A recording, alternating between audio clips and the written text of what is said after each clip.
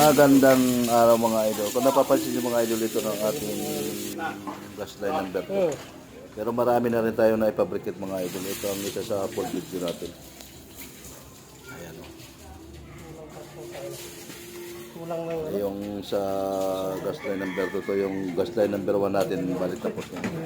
Ito mga idol, kaya medyo kinapos tayo ng libre sa number of pipe natin. Ito na lang ginamit natin mga idol, itong libre na stainless na may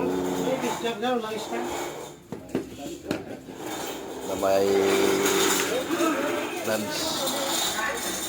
Tubo lang yan mga idol. Hindi naman makukaya, pipinturahan din yan ng kulay dilaw mga idol.